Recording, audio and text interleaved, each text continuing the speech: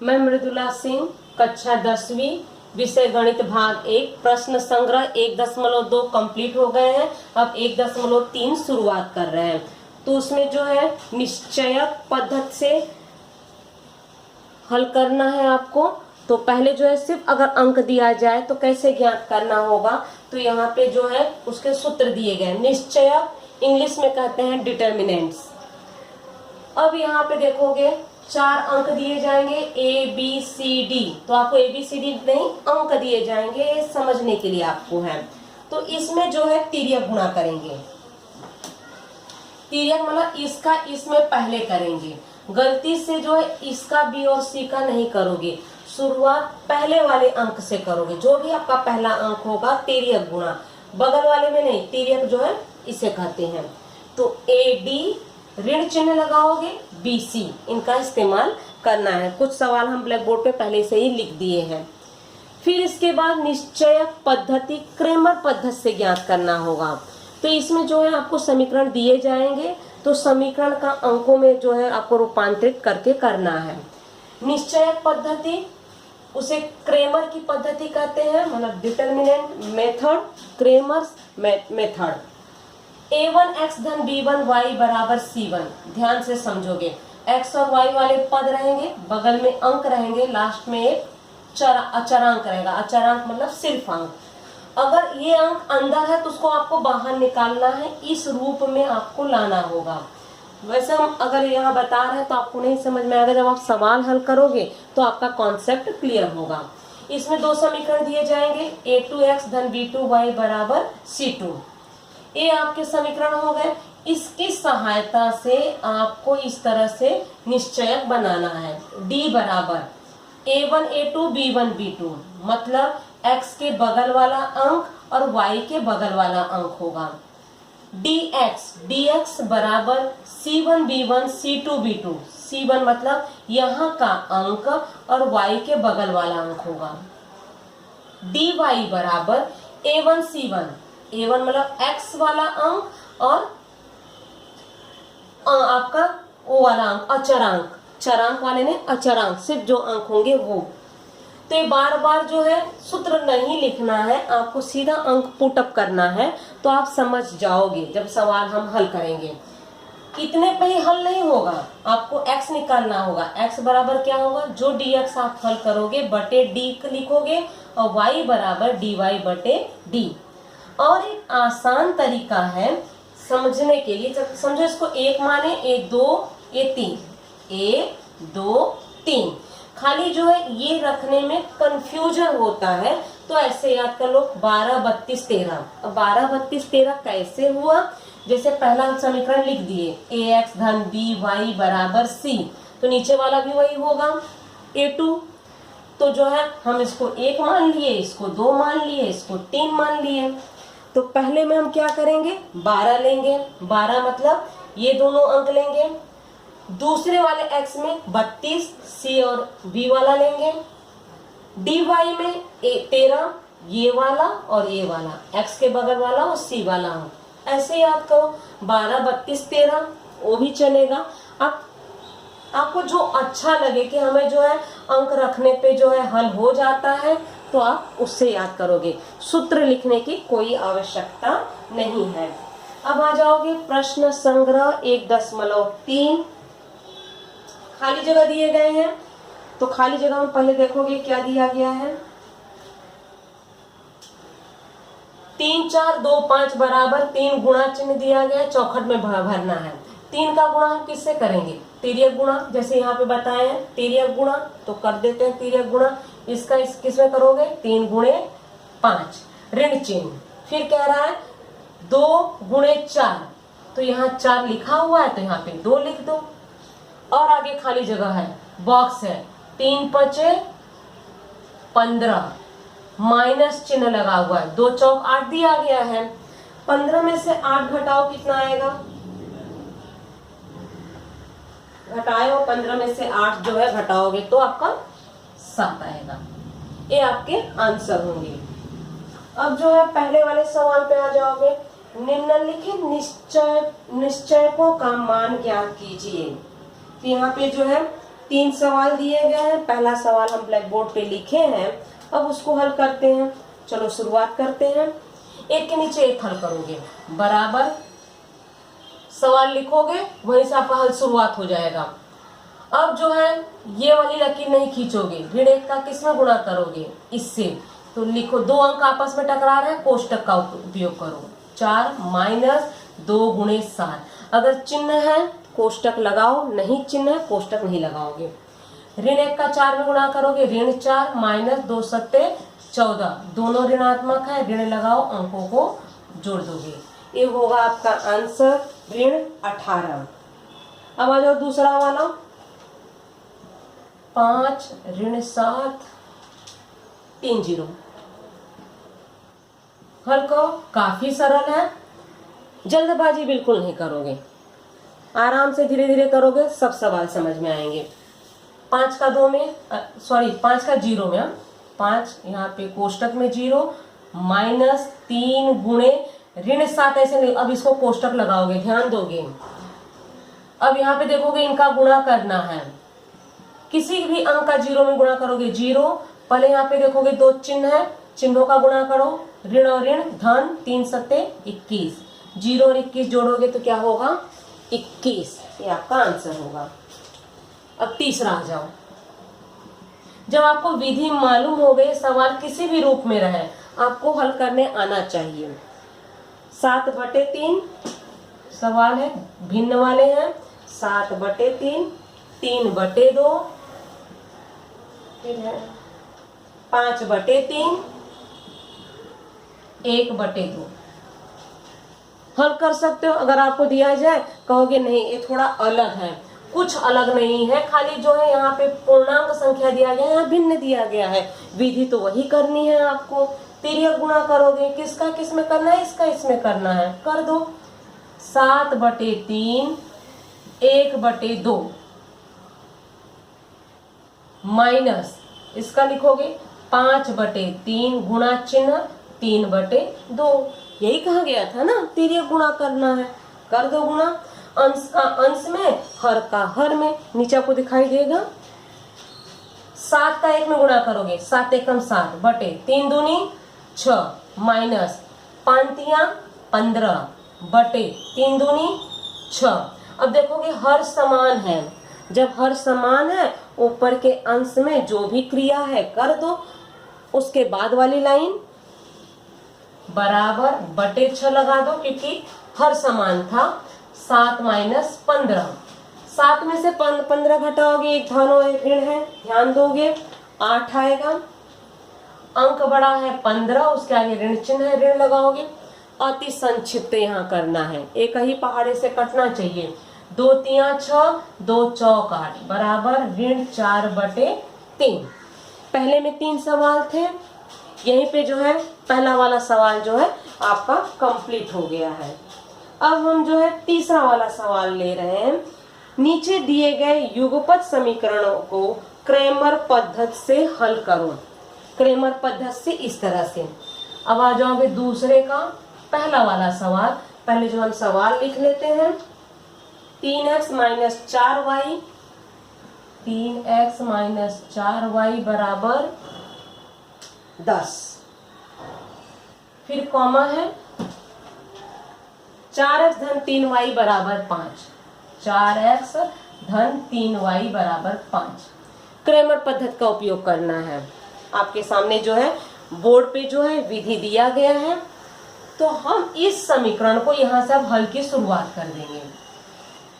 इन समीकरण को एक के नीचे एक लिख लो, ताकि जो है हमें जो है जो तालिका बनाएंगे, तालिका नहीं, जो लकीर खींच के जो है क्रेमर पद्धति का ये बनाएंगे तो हमें आसानी होगी।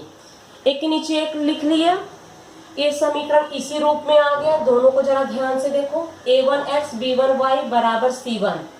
a1 क्या होगा 3, b1 क्या होगा 4, c1 क्या होगा 10।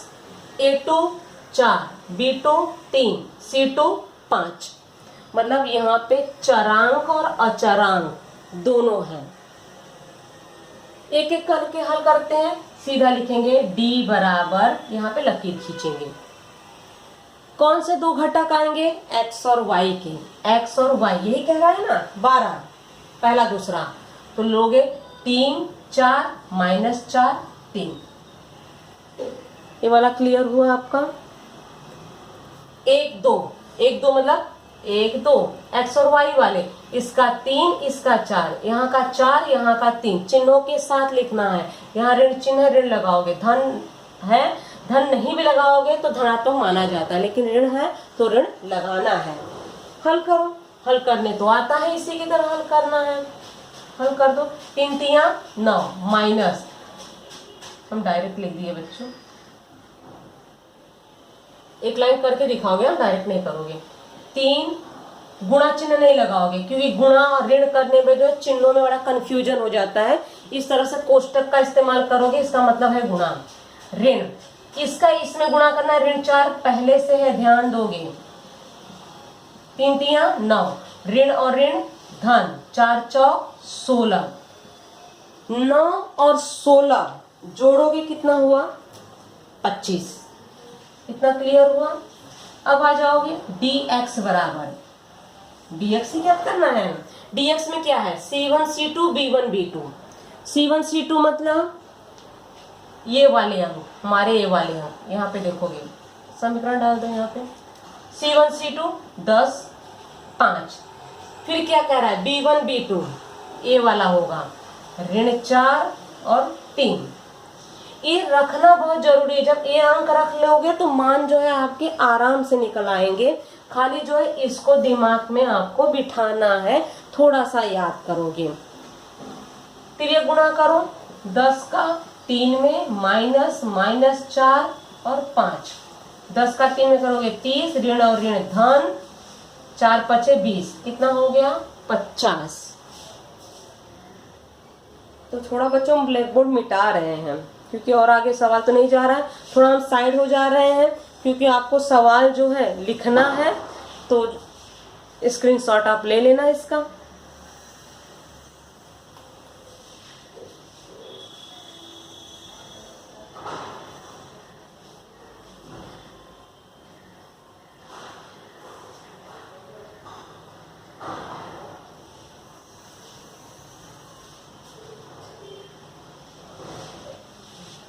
अब आ जाओगे, ये आपको 50 दिख रहा है, उसका आंसर यहाँ जो नीचे 50 लिखे हैं, हम थोड़ा उम्मीद है यहाँ लिख दे रहे हैं ताकि आपको दिखाई दे।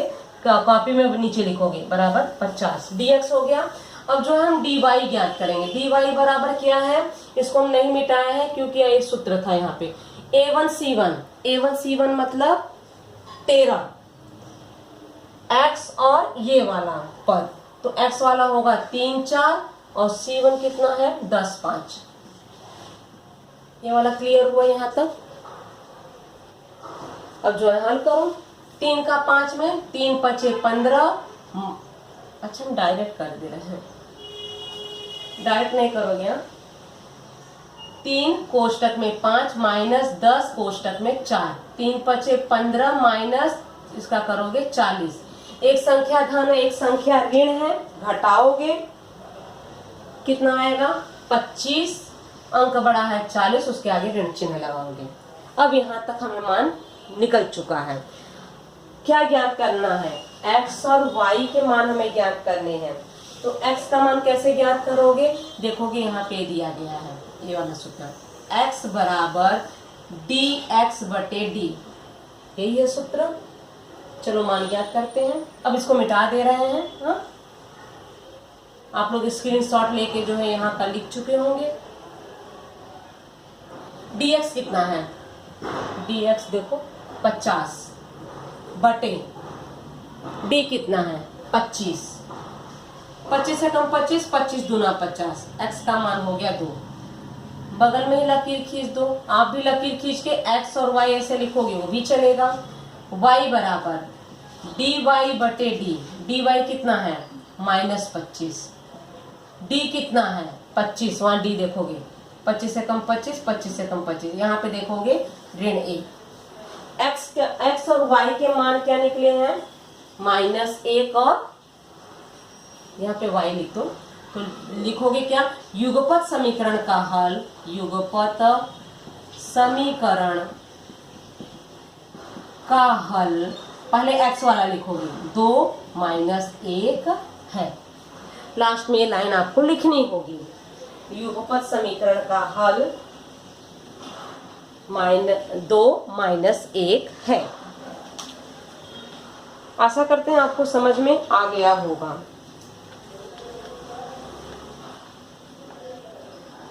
तो अब लेते हैं दूसरा वाला सवाल। दूसरा वाला सवाल, 4x धन 3y माइनस 4 बराबर 0, 6x बराबर 8 माइनस 5y। सवाल में पूरा समीकरण व्यवस्थित नहीं दिया गया है, आपको क्रेमर विधि का उपयोग करना है। तो क्रेमर विधि क्या कहता है, ax धन by बराबर c, इसका इस्तेमाल करना है। मतलब x और y वाले पद एक साथ, अंक जो है उस साइड होगा। यहाँ पे क्या है, नहीं है, तो आपको उस रूप में बनाना होगा। तो इसको कैसे लिखोगे, 4x धन 3y बराबर ऋण 4 है, वहां जाएगा, क्या हो जाएगा, धन 4। ये हो गया आपका समीकरण 1, इसको बना लिए। अब ये वाला कैसे बनाओगे, ये वाला भी ठीक उसी तरह से, 6x ऋण 5 है, ऋण 5 इस साइड आएगा, तो क्या होगा, धन 5y बराबर ये 8 अपनी जगह पे होगा। अब जो है इसका रूप हो गया बराबर, जब अब इसका रूप हो गया है तो जो है क्रेमर विधि का उपयोग करके जो है सवाल हम हल करेंगे। इसलिए सवाल जो है व्यवस्थित ध्यान दोगे, इसमें गलती न होने पाए। अब आ जाओ, सवाल की शुरुआत करते हैं। d बराबर, तो d बराबर कौन से अंक आएंगे, x और y वाले, 4 6 3 5, x और y वाले अंक आएंगे। हल करो, तिर्यक गुणा, 4 का 5 में माइनस 6 का 3 में, 4 5 20, 6 3 18, घटाओगे क्या आ गया, 2। 20 में से 18 घटाओगे तो आपका 2 आंसर आ गया। अब इसके बाद जो है dx लोगे। dx में क्या लेना है, पहले अंक 4 8, अंक लेने के बाद अब जो है बगल वाला कौन सा लोगे, y वाला लेना है, 3 5। इसमें तो x y लिए, इसमें अंक लेना है और y वाला लेना है।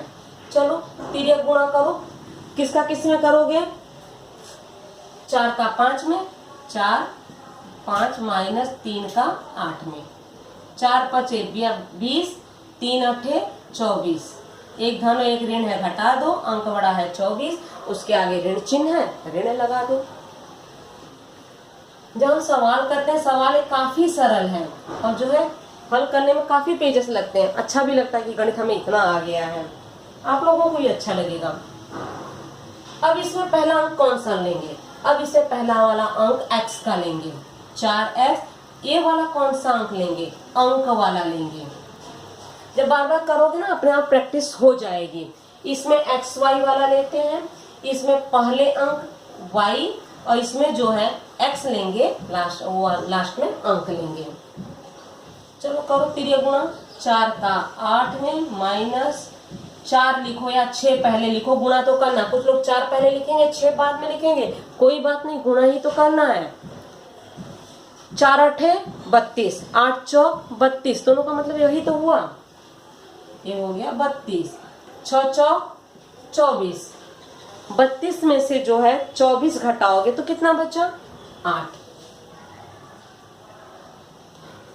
यहां तक आपका ज्ञात हो गया।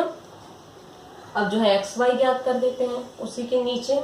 तो x क्या होगा, dx बटे डी, dx कितना है, -4 बटे 2, 2 एकम 2, 2 दूनी 4, यहाँ देखोगे माइनस है तो -2x होगा। अब जो है बगल में लकीर खींच के y का भी लिख दो, y बराबर dy बटे डी, y कितना है dy, 8 बटे 2, 2 एकम 2, 2 चौक 8 बराबर 4। x और y के मान आ गए तो लिखोगे दिए गए युगपत समीकरण का हल, दिए गए युगपत समीकरण का आगे हल -2 4 है। पहले x वाला लिखोगे, बाद में y वाला आपको लिखना है। ये हो गया दूसरा वाला सवाल। तो आशा करते हैं कि आप लोगों को जो है सवाल समझ में आया है, आगे भी आप सवाल कर सकते हो। तो एक काम करते हैं बच्चों, तीसरा और चौथा आप खुद करिए, ठीक है। तीसरा और चौथा ये दोनों सवाल आपको हम होमवर्क दे रहे हैं, ठीक इसी तरह से करना। कुछ होमवर्क आप लोग करोगे ना तो जो है आपको सवाल जो है अच्छे से समझ में आ जाएगा और फुल कॉन्फिडेंस आ जाएगा सवाल कैसे करते हैं। और पूरा सवाल हम जो है हल कर देंगे तो आप जो आंख बंद करके उतारोगे तो अच्छा नहीं है। अब इसको हल करके अलग से जो है आपका व्हाट्सएप ग्रुप बनाया गया है मैथ साइंस का, आप उस पर डालोगे। अब हम सीधे आ रहे हैं पांचवा वाला सवाल। तो आप अपनी कॉपी पे जिस पे हल कर रहे हो जरा ध्यान दोगे। एक तीसरा और चौथा एक काम करो, होमवर्क की कॉपी अलग से बना लो, एक क्लास वर्क एक होमवर्क आप बना लो। तो क्लास वर्क में हल करवाओगे, होमवर्क वाला जो भी आप हल करोगे उसको जो है मैथ साइंस ग्रुप पे आप डाल सकते हो। पांचवा वाला सवाल नहीं, 3 और 4 होमवर्क है ना बच्चों। पांचवा वाला 4m धन 6n बराबर 54। फिर इसके बाद है 3m धन 2n बराबर 28। ये हमारे सवाल है। कहोगे इसमें एक्स वाई नहीं है, मत रहे। पहला पद m, दूसरा n, तो इसको x और y अज्यूम कर सकते हो, मान सकते हो। इसमें पहला पद कौन सा है m, तो जो आपका x हो जाएगा।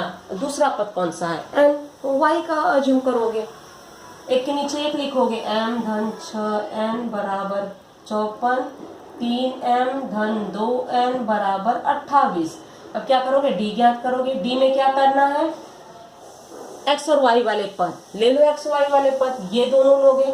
4 3 6 2, फिर ये गुणा करो, 4 का 2 में माइनस 6 का 3 में, 4 दूनी 8 माइनस 6 तिया 18। एक धन और एक ऋण है, घटा दो। घटाने के बाद अंक जो बड़ा है उसके आगे जो चिन्ह है वो चिन्ह लगा दो। ये अपना हो गया। अब जरा ध्यान दोगे, यहाँ पे बच्चों हम dx लिखते थे, ठीक है।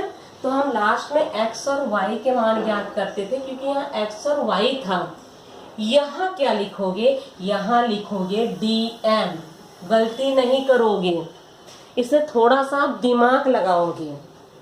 यहाँ पे x की जगह m का इस्तेमाल किया गया इसलिए वहां पे लिखोगे dm। खाली विशेष ध्यान यहाँ पे देना है। इसमें कौन सा अंक लोगे, dm में इसी तरह से है अंक और y वाला चरांक वाले अंक। अंक कौन सा होगा, कहाँ गया, यहाँ पे देखोगे, नंबर डाल देते हैं।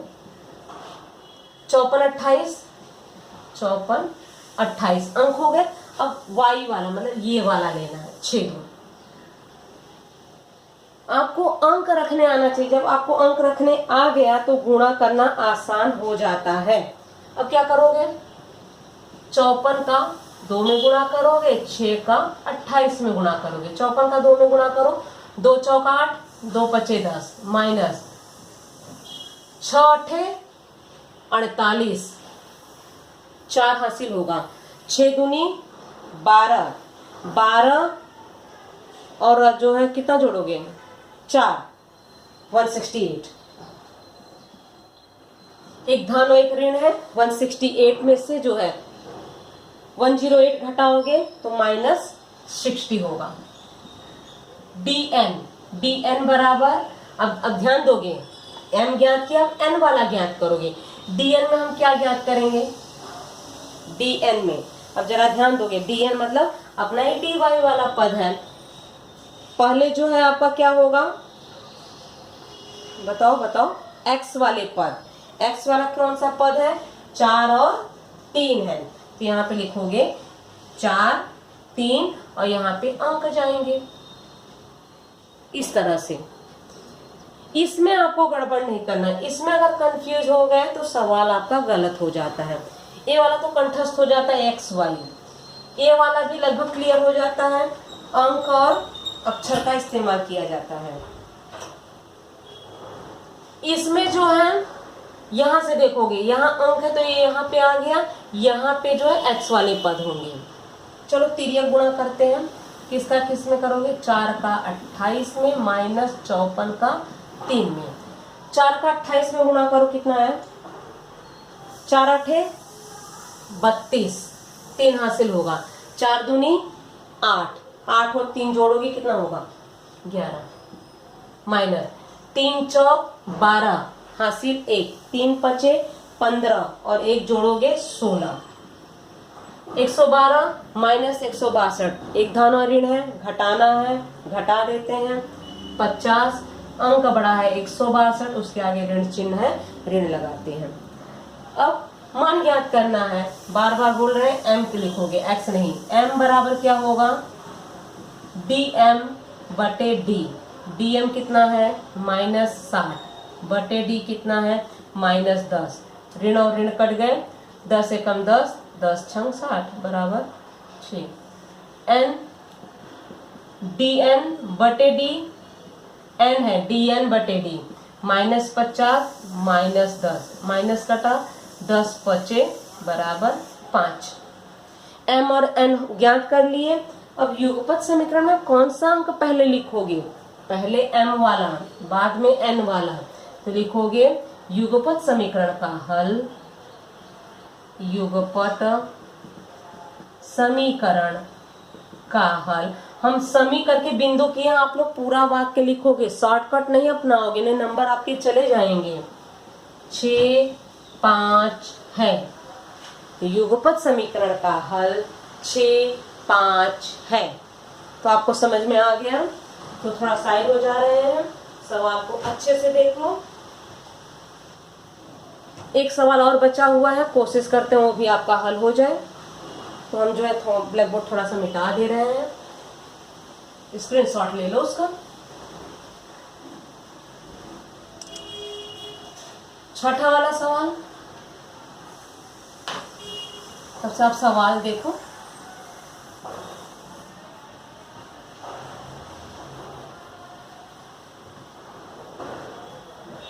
छठे वाले सवाल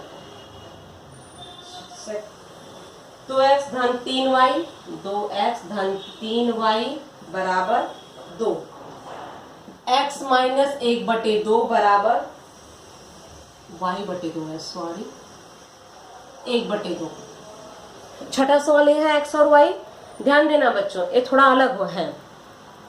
क्या कह रहा है, ax धन by बराबर c, पहला वाला तो ठीक है, तो लिख दो 2x धन 3y बराबर 2। दूसरा वाला ध्यान दोगे, खासकर हमारे कुछ बच्चे कंफ्यूज थे, हर में 2 है, 2 हटाने के लिए प्रत्येक में हम 2 से गुणा करेंगे, इसमें 2 से गुणा करेंगे, इसमें भी 2 से गुणा करेंगे, इसमें भी 2 से गुणा करेंगे, प्रत्येक पद में। बोलोगे क्यों 2 से किए, 3 से क्यों नहीं किए, भैया हमें जो है नीचे जो है अंक दिया गया है 2, तो 2 को हटाना है, हर में 2 दिया गया है, 2 को हटाने के लिए प्रत्येक पद में, तो ये 2 कट गया, ये 2 कट गया, तो क्या हो जाएगा 2x माइनस वाई बराबर 1, तो यहाँ लिखेंगे 2x माइनस वाई बराबर 1। अब पहले एक तरह समीकरण तैयार हो गए, हल कर सकते हो, आशा करते हैं कि आप हल कर सकते हो। चलो हल करके दिखा देते हैं, काफी सरल है। कैसे ज्ञात करोगे बताओ, आपका d लिखोगे, x और y वाले पद 3, यहाँ -1, खाली y है, बगल में अंक नहीं है तो 1 मानोगे, ऋण चिन्ह ऋण लगाना है, तिर्यक गुणा करो, 2 का -1 में -3 का 2 में, तो -2 -3 दूनी 6, दोनों ऋणात्मक है, जोड़ दो, ऋण 2 और 6 जोड़ोगे कितना होगा, बराबर है ना बच्चों, कहीं गलती कर दिए हम। चलो आगे आंसर देखते हैं। अब इसके बाद dx में क्या लेना है, अंक, इसके बाद y वाला पद 3 और -1, चलो लो तिर्यक गुणा, 2 का -1 में -3 का 1 में, -2 -3 कितना हो गया -5, दोनों ऋणात्मक है, दोनों ऋणात्मक जुड़ जाएंगे। अब उसी के नीचे ना लिखे हम बगल में लिख रहे हैं dy बराबर, dy में कौन सा अंक आएगा, ध्यान दोगे, x वाले आएंगे, 2 2 लास्ट में अंक आएगा 2 1।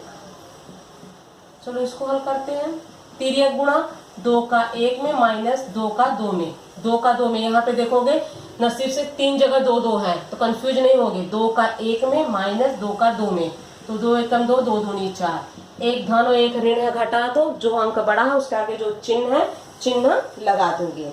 यहाँ तक क्लियर हुआ। अब x के मान ज्ञात करो। x बराबर क्या होगा, dx बटे डी।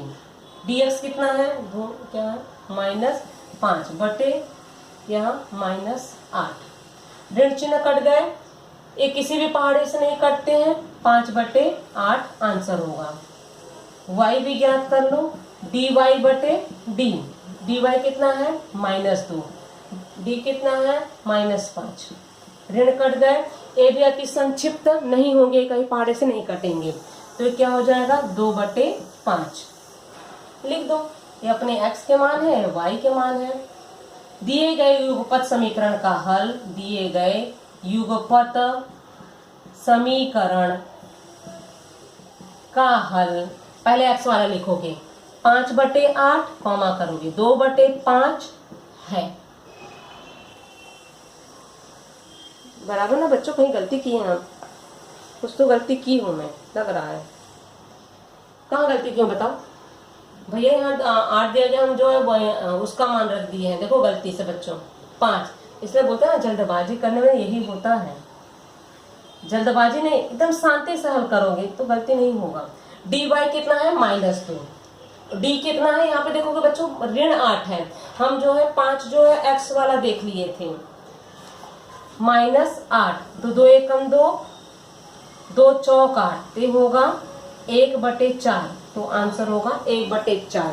दिए गए युगपत समीकरण का हल क्या होगा, 5 बटे 8 और 1 बटे 4। तो यहीं पे जो है आपके प्रश्न संग्रह 1.3 समाप्त हो रहे हैं। अब अगले वीडियो में मिलते हैं प्रश्न संग्रह 1.4 के साथ। तब तक के लिए बाय। साइड हो जा रहे हैं, स्क्रीनशॉट ले लो।